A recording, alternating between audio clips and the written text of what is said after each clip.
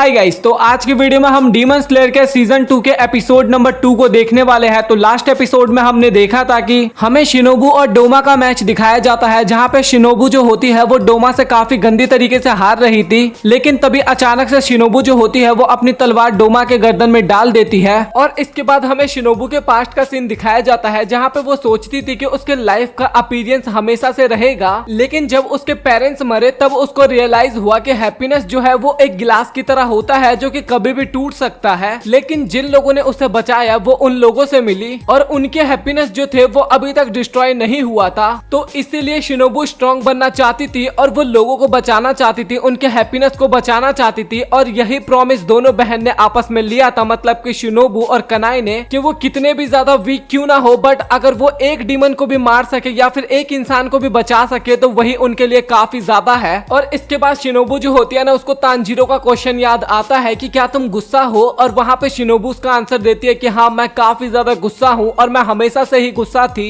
क्योंकि मेरे पूरे पेरेंट्स मारे गए, मेरी बहन मारी गई और वो सभी डीमंस के कारण ही मारे गए थे। और अगर वो नहीं मारे गए होते तो अभी हम काफी हैप्पीली अपनी लाइफ को बिताते। और शिनोबू को वहां पे रियलाइज हो जाता है कि उसका जो पॉइजन है ना, जो कि उसके स्वॉर्ड में था, वो बिल्कुल भी डोमा के ऊपर काम नहीं कर रहा था और वो ना चाहते हुए अपने हाथ को सैक्रिफाइस कर देती है, जो कि डोमा काफी इजीली एब्जॉर्ब कर लेता है। मतलब कि वो शिनोबू का हाथ ही वो कर लिया था, आप लोग समझ सकते हो, खा गया था। और डोमा अगेन वहां पे शिनोबू की बेइज्जती मारते हुए रोता है और बोलता है कि तुम इतनी ज्यादा मेहनत कर रही हो मुझे मारने के लिए, लेकिन तुम्हारा पूरा मेहनत बर्बाद जा रहा है। और इसके बाद शिनोबू वहां पे एकदम मतलब कि आखिरी सांसें गिन रही थी और वो वहां पे डोमा को हेल में जाने के लिए बोलती है कि तुम नर्क में जाओगे। और यहाँ पे मेरी फेवरेट कैरेक्टर, जो कि मुझे सबसे ज्यादा क्यूट लगते थे डीमन स्लेयर के अंदर, वो बोल जाती है टैं। और तभी वहां का दरवाजा खुलता है और वहां पे एंट्री होती है कनाओ की। और जब वो अपने मास्टर मतलब कि शिनोबू को उस हालत में देखती है ना, तो भाई वो वहां पे काफी ज्यादा घबरा जाती है, एक तरह से कहो डर जाती है। और आप लोग कनाओ का इंटेंस फेस दे सकते हो भाई, अभी वो कितना ज्यादा घबराई हुई है और वो कुछ भी नहीं सोचती और उसके हाथ से तलवार भी वहां पे गिरने वाली होती है। और तभी कनाओ जो होती है वहां पे फ्लावर ब्रीदिंग का यूज करती है। और इसके बाद जो डोमा होता है ना, वो वहां पे कनाओ के ऊपर भी काफी ज्यादा हंसने लगता है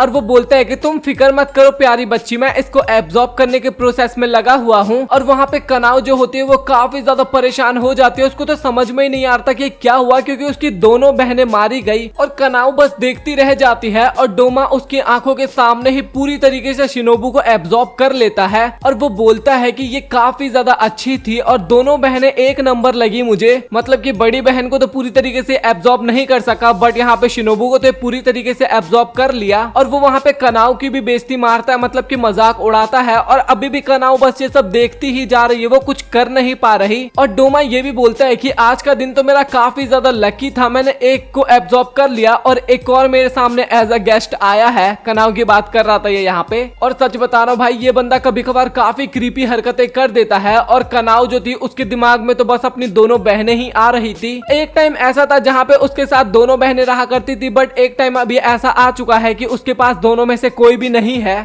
और तभी हमें ज़ेनोत्सु दिखाया जाता है, सीन कट होता है और हमें ज़ेनोत्सु दिखाया जाता है और वो वहां पे किसी को सेंस कर लेता है और उसको वहां पे लगभग पता तो चल चुका था कि कौन है, और वो उसको चुपचाप बाहर आने के लिए बोलता है। तभी वो जो छिपा हुआ बंदा था ना, वो बोलता है कि ज़ेनोत्सु मैं तुम्हारा सीनियर हूँ, तुम मुझसे यार इस तरीके से तो बात मत ही करो। और वो ये भी बोलता है कि जब तुम मुझसे लास्ट टाइम मिले थे ना, मैं उससे काफी ज्यादा बढ़िया हो चुका हूँ। और हमें पता लगता है कि ये काइगाकू होता है और ये ना ज़ेनोत्सु का सीनियर था। एक तरह से कह सकते हो आपकी थंडर हाशिरा यही बंदा बनने वाला था, बट अभी ज़ेनोत्सु बनने वाला है। और इसके बाद हमें तांजीरो और ग्यू दिखाए जाते हैं जो कि भाग रहे होते हैं और उनके आसपास की दीवार ना बार बार खुल और बंद हो रही थी। और वो जो दीवार थी ना, वो चाहते थे कि तांजीरो और ग्यू जो है ना वो दोनों अलग हो जाए, मतलब कि कैसल जो थी वो। और वो दोनों वहां पे काफी ज्यादा उस टाइम पे घबरा भी रहे थे। लेकिन तभी वहां पे एक कासोया कुरो आता है, वो बताती है कि शिनोबू जो है वो अपर मून 2 से लड़ते हुए मारी जा चुकी है। और भाई सबसे पहले तो वो लोग हैरान हो जाते हैं, पहले उनको तो कुछ समझ में ही नहीं आ रहा होता है कि यहाँ पे हुआ क्या है। और तभी तांजीरो जो होता है ना, वो शिनोबू के साथ जो अपने पल बिताए थे ना, उन सभी पलों को याद करने लगता है। और फिर इसके बाद तांजीरो जो होता है ना, वो काफी ज्यादा इमोशनल होके वहां पे रोने लग जाता है। और वो जो क्रो था ना, उसके गर्दन पे या फिर कहीं पे भी बोलो एक अलग सा ही पेपर जैसा कुछ बंधा हुआ था और ग्यू को समझ में नहीं आ रहा था कि आखिरकार ये चीज है क्या। तभी हमें पता लगता है कि हेडक्वार्टर में जो हमारे मास्टर थे ना, अब उनकी तो डेथ हो गई थी, तो उनके बाद ना उनके बेटे क्रिया उबुयाशी की वो अब नए मास्टर बन चुके थे और वो हमें काम करते हुए नजर आते हैं और उनकी दोनों बहन भी होती है उनके साथ। और वही बताता है कि शिनोबू तो मारी जा चुकी है बट बाकी के हाशिराज अभी सभी एकदम ठीक है। और वहाँ पे जो क्रिया होता है ना वो अपनी दोनों बहन के साथ मिलके यूशिरो के तालिस्मान से इन्फिनिटी कासल में जो भी कुछ है ना उन सभी चीजों पे नजर रखा हुआ था। और वो सभी डीमन स्लेयर के पास ना यूशिरो की आंखों को पहुंचाने के बारे में पूछता है और उसको रियलाइज होता है कि मुजान जहाँ पे था ना वो भाई अभी भी वहीं पे है, वो अपनी जगह से बिल्कुल भी नहीं हिला है। और इसके बाद वो जितने भी हाशिराज होते हैं ना उन सभी को नॉर्थ की तरफ जाने के लिए बोलता है। तभी उसे ये भी पता चलता है कि 2 अपर मून रैंक डीमन जो है उनके साथ हाशिराज की बैटल चल रही है। तो एक तो था अपर मून 2 के साथ जो कि डोमा के साथ हो रही थी, मित्सुकी तो अब नहीं रही तो अब कानाओ उसके साथ लड़ रही थी। और दूसरा जो बैटल था ना वो जेनोत्सु वर्सेस काइगाकू हो रहा था। और काइगाकू जो था ना वो अब अपर मून 6 बन चुका था क्योंकि जो पुराने अपर मून 6 डीमन थे ना उनकी तो डेथ हो गई थी सीजन 2 के अंदर ही। तो उनकी जगह पे ना अब इन्हें अपर मून 6 बना दिया गया था, मतलब कि काइगाकू को। और इसके बाद जेनोत्सु और काइगाकू दोनों एक दूसरे के आमने सामने खड़े होते हैं। और इस बार भाई जेनोत्सु का औराना एकदम अलग सा लग रहा था, लेकिन इसके बाद भी जो काइगाकू था ना वो लगातार जेनोत्सु की बेइज्जती करता है कि भाई तू पहले भी वीक था और अभी भी वीक है। बोलता है कि भाई तूने अभी तक फर्स्ट ब्रीदिंग के अलावा और कुछ भी सीखा या फिर बस वही आता है तेरे को अभी तक। और काइगाकू उसको इतनी सारी बातें बोले जा रहा था बट जेनोत्सु जो था ना वो बस चुपचाप सुन रहा था। और तभी जेनोत्सु काफी गुस्से में बोलता है कि भाई तू बस मुझे ये बता कि आखिरकार तू डीमन क्यों बना?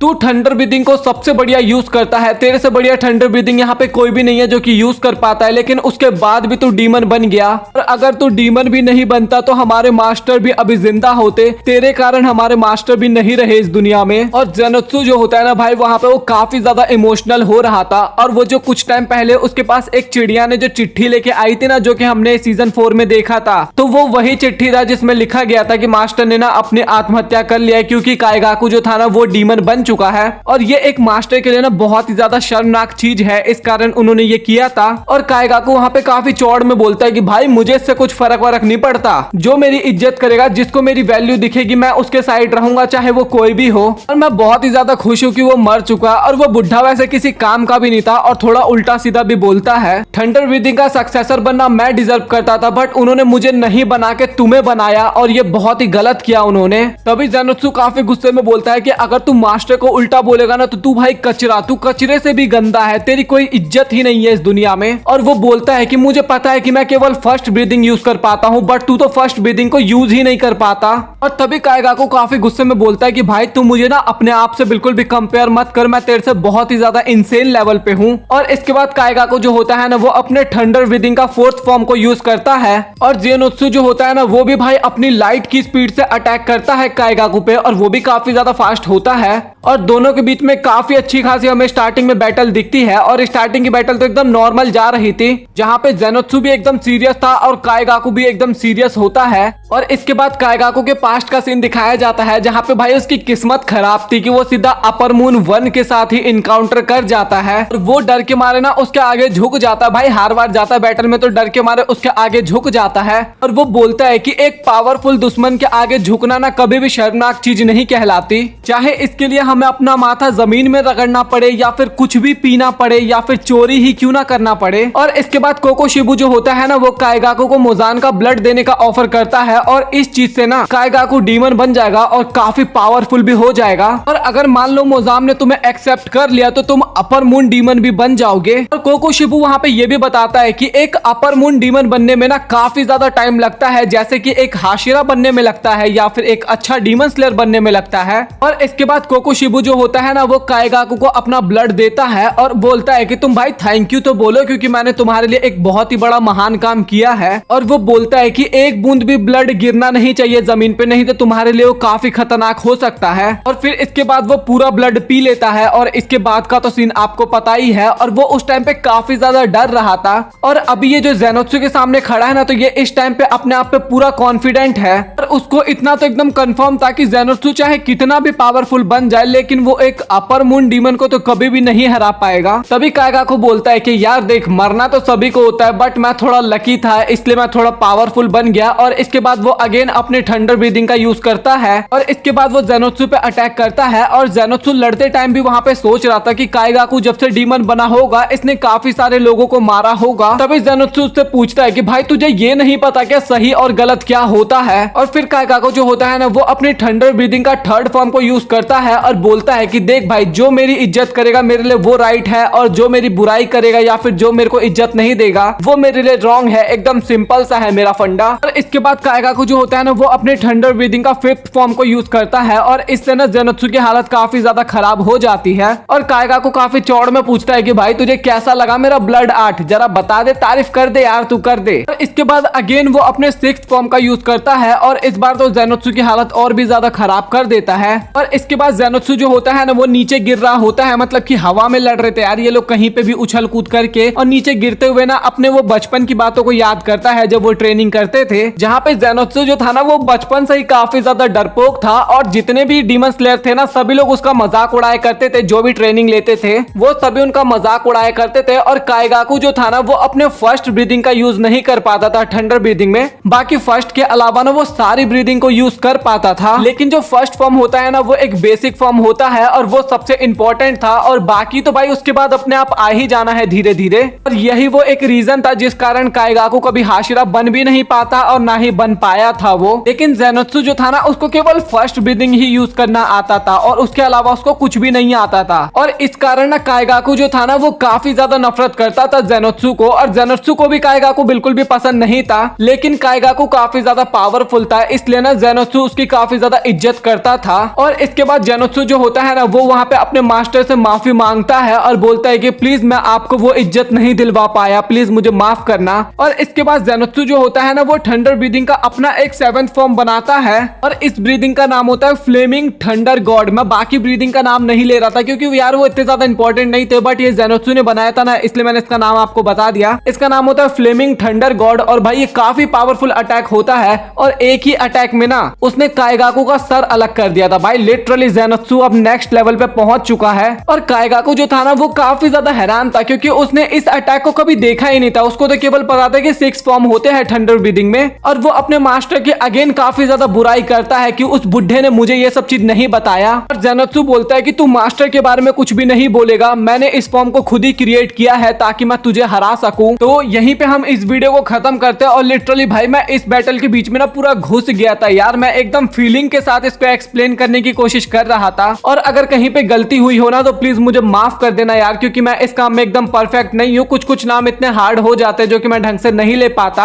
और बंदों के नाम लेने में भी मैं थोड़ा बहुत मिस्टेक कर देता हूँ, तो प्लीज उसके लिए भी माफ करना। बट मैं अपनी तरफ से पूरी कोशिश करता हूँ कि आपको अच्छे से अच्छे तरीके से एक्सप्लेन कर सकूं और आपको समझ में भी आए वो चीज, क्योंकि अगर आपको समझ में ही नहीं आएगा तो वो मेरे एक्सप्लेन करने का कुछ फायदा नहीं होगा। तो आप लोग कमेंट सेक्शन में बताओ कि आपको डीमन स्लेयर के आज का एपिसोड कैसा लगा, और अगर आपको पसंद आया तो वीडियो को लाइक कर देना, चैनल को सब्सक्राइब कर देना। और भाई एक सेकंड चैनल का लिंक है यार डिस्क्रिप्शन में, प्लीज उसको जाके सब्सक्राइब कर दो क्योंकि उस पर काफी अच्छे अच्छे एनिमेज यार मैं अपलोड करता हूँ, बट आप लोग उस पर अच्छा रिस्पॉन्स नहीं देते ना तो थोड़ा यार दिल टूट जाता है मेरा। तो प्लीज उसको भी चेकआउट कर लेना। मिलता है आप लोगों से अगली वीडियो में, और अगली जो वीडियो है ना वो एक नया एनिमे के ऊपर लाने वाला हूँ मैं। कुछ नया मैं 1-2 ट्राई करूंगा साथ ही में, तो वो भी आप लोग उस पर भी सपोर्ट करना। मिलता है अगली वीडियो में, तब तक के लिए गुड बाय।